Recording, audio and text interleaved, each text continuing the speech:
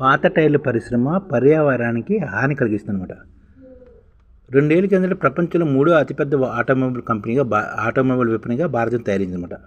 వాహనాల సంఖ్య పెరిగే కొద్దీ టైర్ల సంఖ్య కూడా గిరాకీ పెరుగుతుంది. ఈ నేపథ్యంలో భారత్లో వాడేసిన టైర్లు నానాటికి పెరిగిపోతున్నాయన్నమాట.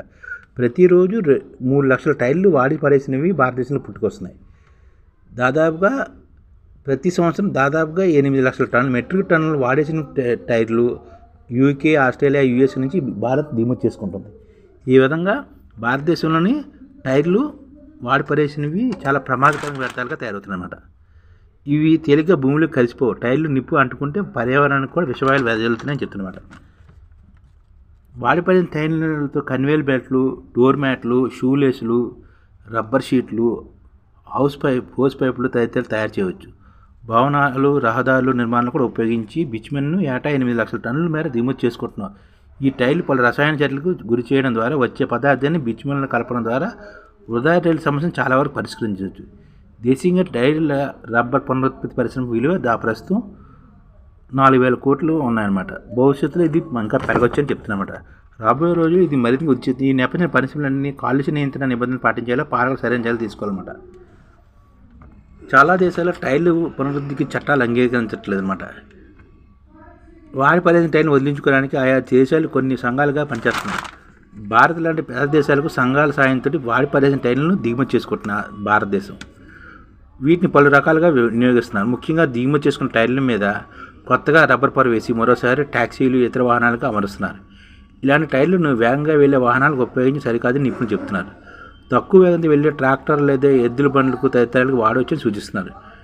ఈ టైర్లతో పెరోలిసిన్ ఆయిల్ను భారత్లో ఉత్పత్తి చేస్తున్నారు. దీన్ని సిమెంట్, పింగాణి తదితర కర్మాగారాలు ఇంధనంగా వినియోగిస్తున్నారు. పెరోలిసిస్ ఆయిల్ కోసం టైర్లను మండించడం వల్ల పెద్ద మొత్తంలో కార్బన్ వాతావరణంలో విడుదల అవుతున్నాయి. టైర్లు, రబ్బరు పునరుద్ధి సంఘం లెక్కల ప్రకారం భారత్లో 800 వరకు నమోదైన టైర్ల పునరుద్ధి కేంద్రాలు అన్నమాట. చాలా ప్లాంట్లు ఉత్తరప్రదేశ్, హర్యానాలోనే ఉన్నాయి. 800లో దాదాపుగా 650 కర్మాగారాలు పెరోలిసిస్ ఆయిల్ని ఉత్పత్తి చేస్తున్నాయి. దేశవ్యాప్తంగా 46% పెరోలిసిస్ ప్లాంట్ కాలుష్య నియంత్రణ మండలి నిబంధనలు పాటిస్తున్నాయని నివేదిక చెప్తుంది. 19 రాష్ట్రాల పర్యావరణ నిబంధనలు తొంగలో తొక్కి 270 పెరోలిసిస్ ఆయిల్ తయారీ కేంద్రాలు మూసివేయాలని 2019లోనే కాలుష్య నియంత్రణ ఆర్డర్ ఇచ్చింది. కానీ టైర్లు పట్టించుకోవట్లేదు. టైర్ల వ్యర్థాల నిర్వహణ సంబంధించి భారత్లో సరైన ప్రణాళిక లేదని కూడా చెప్తున్నాను అనమాట. వాడిపడిన టైర్లను భారత్లో చాలా చోట్ల నిశ్చితంగా వదిలేస్తుంటుంది. అవి గొట్లుగా పెరిగిపోతున్నాయి. వర్షాకాలంలో వాటిలో నీరు చేరి దోమలు వృద్ధి చెంది మలేరియా, డెంగీ వ్యాధులు కూడా వస్తున్నాయన్నమాట.